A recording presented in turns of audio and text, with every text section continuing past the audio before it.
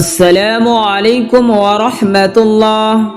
প্রিয় দিনী বন্ধুগণ, আমরা অনেক সময় রাতে বিছানায় শুয়ে ঘুমাতে যাই, কিন্তু ঘুম আসে না।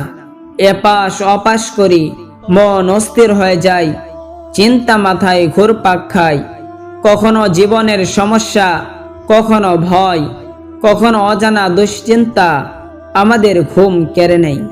কিন্তু জানেন কি, আমাদের প্রিয় নবী মুহাম্মদ সাল্লাল্লাহু আলাইহি ওয়াসাল্লাম এমন একটি দোয়া শিখিয়ে গেছেন, যা পড়লে মন প্রশান্ত হয়, আল্লাহর রহমতে ঘুম নেমে আসে, অন্তরে শান্তির মতো। রাসূলুল্লাহ সাল্লাল্লাহু আলাইহি ওয়াসাল্লাম বলেছেন, যদি কেউ বিছানায় শুয়ে ঘুমাতে না পারে, তবে সে যেন এই দোয়াটি পড়ে। দোয়াটি হলো, লা ইলাহা ইল্লাল্লাহুল ওয়াহিদুল কাহ্হার, রব্বুস সামাওয়াতি ওয়াল আরদি ওয়া মা বাইনাহুমাল আজিজুল গফফার।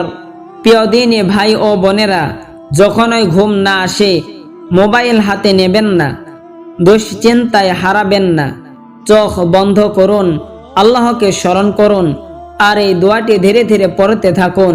দেখবেন আল্লাহ তাআলা আপনার অন্তরে শান্তি নাজিল করবেন, আর ঘুম চলে আসবে পরম প্রশান্তিতে ইনশাআল্লাহ। আল্লাহ আমাদের সবাইকে শান্তির ঘুম ও প্রশান্ত অন্তর দান করুন। ভিডিওটি ভালো লাগলে লাইক, শেয়ার করুন, আর ইসলাম প্রচারের পথে আমাদের সঙ্গে থাকতে চ্যানেলটি সাবস্ক্রাইব করুন।